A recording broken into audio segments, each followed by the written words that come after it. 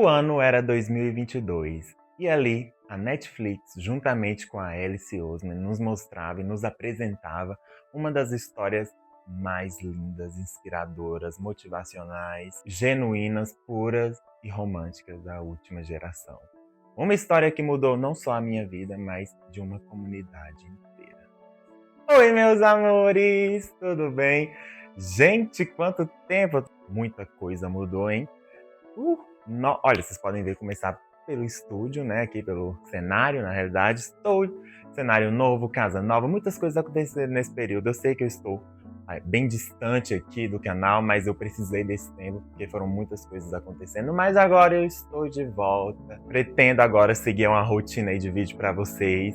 Vamos fazer dar certo esse canal dessa vez. É isso, vocês estavam morrendo de saudade. Que bom estar aqui de novo com vocês. E hoje, por um motivo mais do que especial, né? Hoje eu vim aqui pra gente falar de uma história que se encerrou essa semana. E assim, gente, eu tô muito... só de começar a falar já me dá vontade de querer chorar, porque é uma história que mudou minha vida. Você já sabe que tá aqui no título, mas vamos falar hoje do filme Horrorstop Forever. Nós cuidamos um do outro, não é isso? Sempre.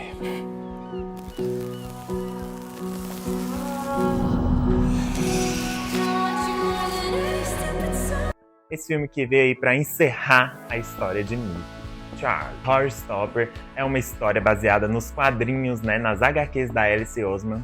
Foi lançada anos atrás e em 2022 a Netflix decidiu fazer essa adaptação, trazer em formato de série, né? E tivemos aí a primeira temporada em 2022, um divisor de águas, né? Que foi Horrorstopper, né? Na vida de muitas pessoas. Se vocês quiserem, tiverem interesse, eu tenho aqui vídeos falando da primeira, da segunda e da terceira temporada, eu vou deixar linkado aqui no vídeo.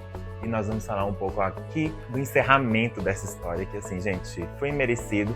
Não vou dizer que foi perfeito, porque deixou ali com um gostinho de quero mais. Foi um final, posso dizer que de certa forma digno e de certa forma bonito para essa história. O universo de Horrorstopper se iniciou lá em 2022, dizendo, né, cinematograficamente, nem cinematograficamente, mas, né, adaptado, né, para um audiovisual. Foi em 2022, onde a Netflix trouxe pra gente aí a primeira temporada dessa história que nos apresentava o Nick, o Charlie e seus amigos, toda aquela trama em volta desse casal, né, que veio a se desenvolver. Mas ali veio uma série que foi super necessária, inclusive eu digo mais até pela nova geração, né? Eu digo para nossa comunidade, pessoas assim como eu, gay, lésbicas, trans, bi, assexuados, pan, enfim, todo o universo e a comunidade LGBTQIA+, que foi uma série que trouxe pra gente um respiro.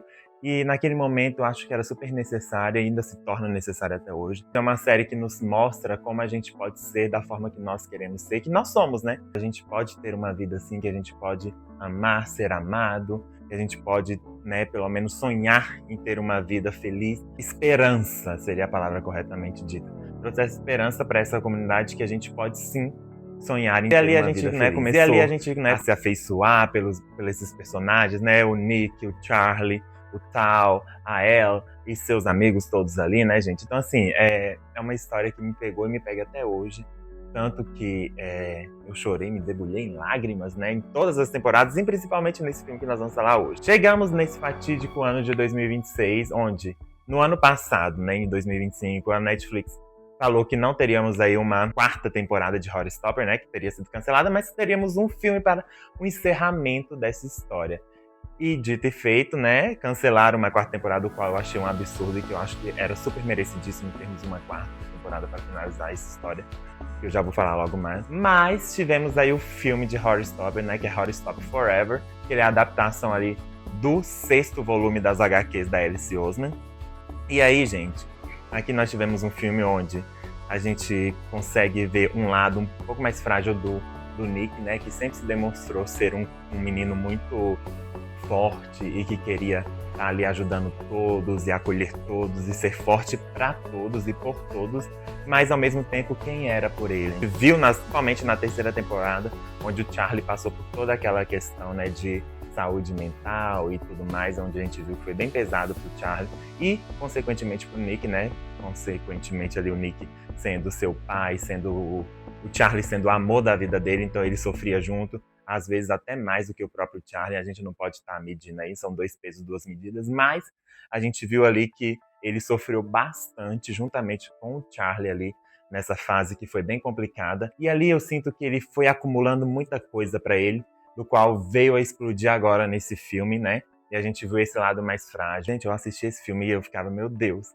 Ao mesmo tempo que foi lindo, foi uma parte muito complicada, onde a gente viu as fragilidades dele, os medos, a ansiedade, né? O medo dele perder o Charlie, até porque nós estamos aqui na fase, né? Esse filme nos mostra o momento onde o Nick já está se formando, que ele é um ano mais velho do que o Charlie e a sua turma ali, então ele vai se formar antes.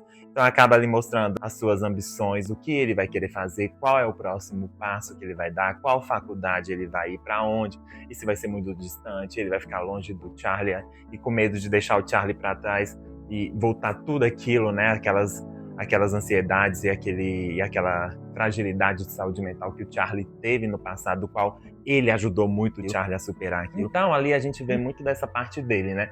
Essa parte dele está preocupado com isso e ao mesmo tempo vindo gatilhos, despertando ansiedades nele, e ele se tornando ali, ele se vendo naquela posição de meu Deus, agora eu preciso de ajuda. E onde eu vou buscar essa ajuda? E quem vai me ajudar? E temos o Charlie agora, dessa vez sendo o apoio para ele ali.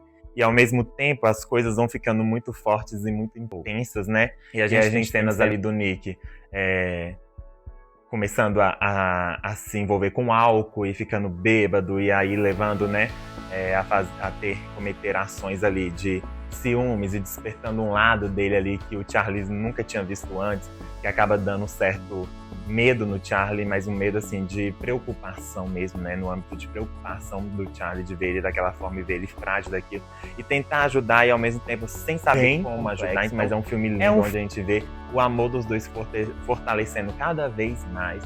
A gente teve uma rusga ali no meio, né, que foi um momento onde os dois acabaram tendo um desentendimento e deram um certo tempo ali, né, que foi bem angustiante. Eu assistindo aquilo, gente, meu coração partiu em 1000 pedaços, porque a gente torce tanto para os dois. Esse Osman, desde o início, ela falou que eles eram um casal endgame, então um casal que nunca iria terminar, mas ali, vendo eles naquela posição e naquele momento de muita fragilidade, de muito desespero, a gente fica tenso junto, né? A gente acaba ficando um pouco meio que abalado também com a situação. Os dois ali tendo que dar um tempo para poder entender mesmo o que cada um quer, o que cada um almeja, e entender também que o quão importante é um na vida do outro e o quão um faz falta na vida do outro. E isso, assim, é essencial. Eu acho que foi importante esse tempo para os dois, que ali eles viram que eles não conseguem viver um sem o outro. E aí tem um momento até que o Nick fala que o Charlie pergunta se ele é feliz, se ele está sendo feliz,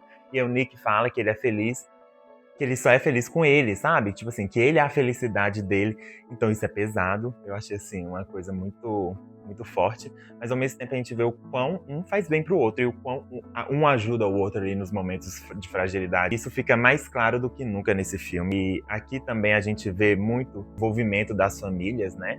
Tanto do Nick quanto do Charlie, sempre um apoiando o outro ali. Até porque o histórico que a gente tem na família do Charlie, nessas questões, até do relacionamento dele com o Nick, a gente sabe que não foi assim desde o início, que sempre teve ali um certo receio por parte dos pais do Nick cometer algum tipo de desilusão, ou machucar mesmo ali, né, os sentimentos do Charlie. E aí eles veem também que o Nick ali é uma pessoa que só quer o bem do Charlie, e que eles vão estar ali sempre um pelo outro para ajudar e para apoiar e ser realmente o amor da vida, que é nada mais do que isso, que eles são um pro outro, né? E neste filme nós também temos, né, um desenvolvimento, um avanço aí na relação dos dois, e aí a gente vê agora eles partindo, né, pra fase ali da adolescência, estão descobrindo tudo, o sexo, as bebidas, como eu já falei aqui, então estão entrando nessa fase de descoberta. Os dois estão num amor avassalador, né, gente? E a gente vê o Charlie e o Nick fazendo sexo adoidado e se descobrindo, e descobrindo o prazer que é disso tudo. E assim, eu acho isso interessante porque a gente via também muito nas temporadas passadas o Charlie sendo muito receoso em se mostrar seu corpo ali pro Nick, né? E ter essa vergonha de tirar até uma camisa na frente dele. E aqui nesse filme a gente já vê ele totalmente desapegado, totalmente seguro de si quanto a isso. Então, andando sem camisa ali, tem uma cena que eu acho muito fofa, quando eles estão, né, passam a noite juntos ali, aí o Nick acorda e o Charlie não tá na cama ao lado, aí ele levanta e vai ver o Charlie tá só com o moletom aberto e sem camisa ali, andando pelo quintal ali da casa, e aí brincando com os cachorros, e aí o Nick só dá aquela olhadinha, um sorrisinho assim, sabe? Tipo, ele tá feliz, ele tá contente, ele tá seguro, ele tá, sabe, bem consigo mesmo e de poder estar assim, tão livre. Eu acho tão bonito isso, eu acho tão representativo. A gente vê um pouco da história aí do Tal e da Elle, né? Assim, um problema desse filme, gente, antes de entrar nesse casal do Tal e da Elle,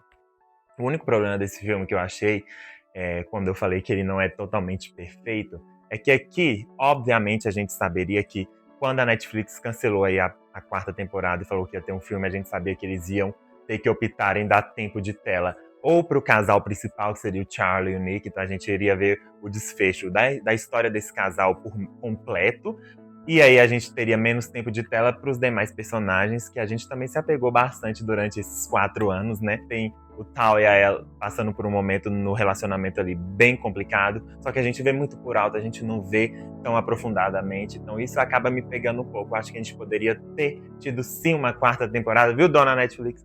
Para poder mostrar mais um fechamento de todo o ciclo, de todos os personagens. A Darcy e a Tara também a gente não vê muito, a gente vê muito pouco tempo de tela delas, então assim, a gente viu que elas terminaram juntas, estão felizes, fizeram um mochilão, estão fazendo um mochilão pelo mundo.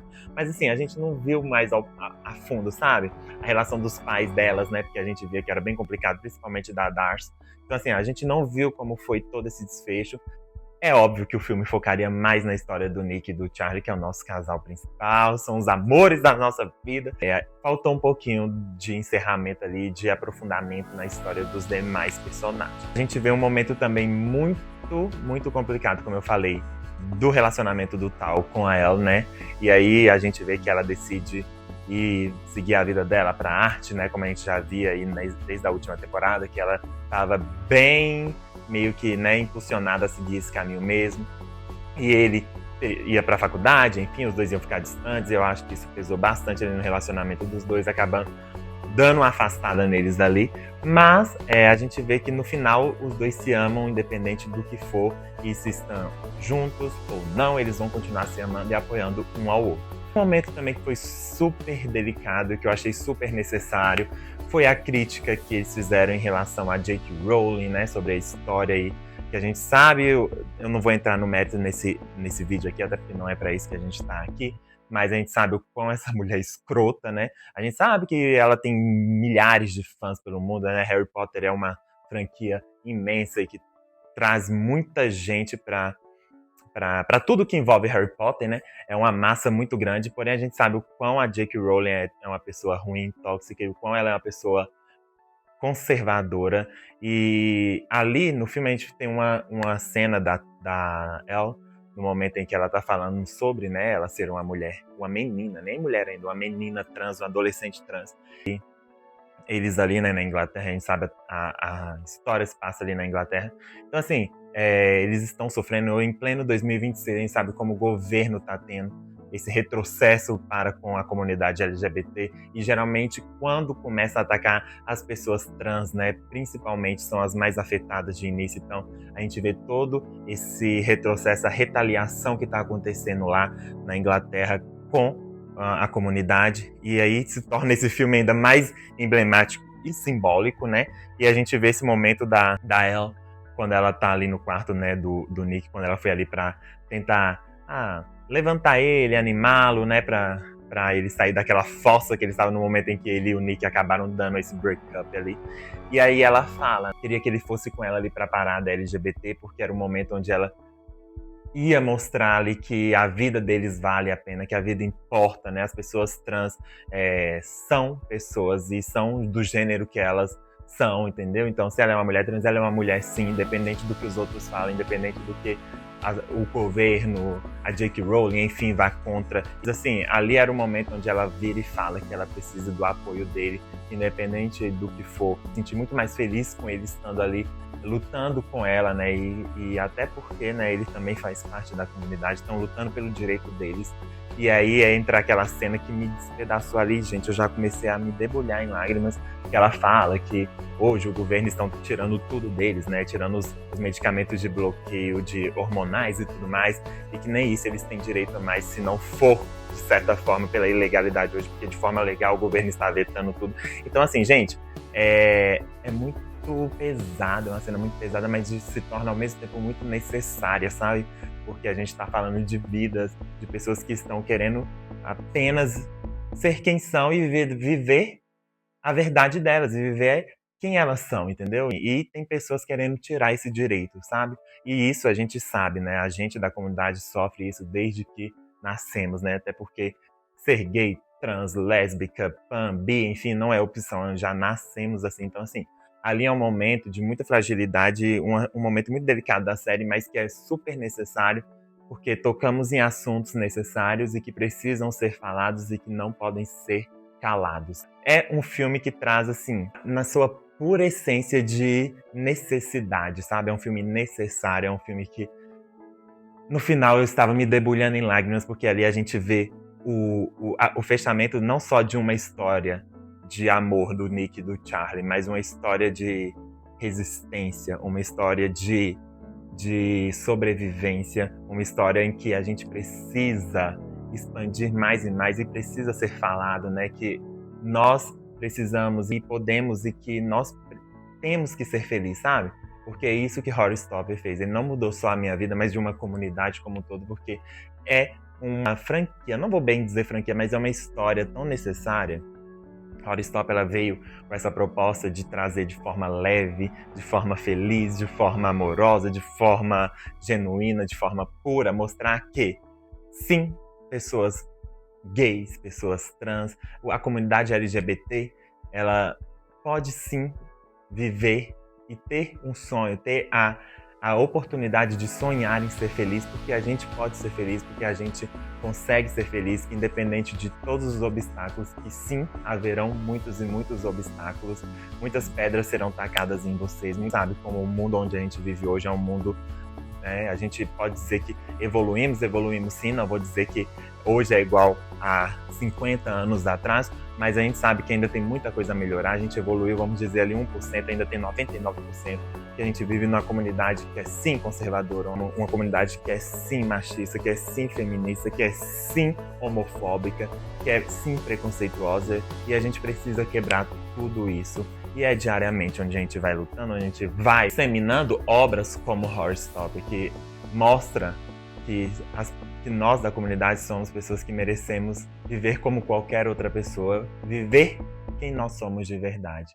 E o filme traz muito disso, a série traz muito disso. Então, assim, o universo de Horrorstopper ele se tornou necessário, até porque estamos vivendo, como eu falei, atualmente, não só, como eu disse, na Inglaterra, mas no mundo como um todo, um retrocesso enorme quanto à comunidade. Mas nós não vamos deixar parar. Horrorstopper traz isso, Horrorstopper traz essa mensagem. Eu queria muito deixar aqui, assim, dizer que é uma história que a gente encerrou aqui, né? A história do Nick e do Charlie, que foi linda, que foi maravilhosa, que foi uma história de sonho, né? O sonho do amor, o sonho de ter uma vida feliz, o sonho de sim, que a gente pode ser amado e amar também. Dá para o mundo como é lindo esse amor, sabe? Como é puro e como é genuíno. Meio filme, e como eu falei, ele não é lá o filme perfeito, porque eu já falei os motivos, mas acaba beirando a perfeição porque, gente, o elenco é maravilhoso, a gente viu que se entregaram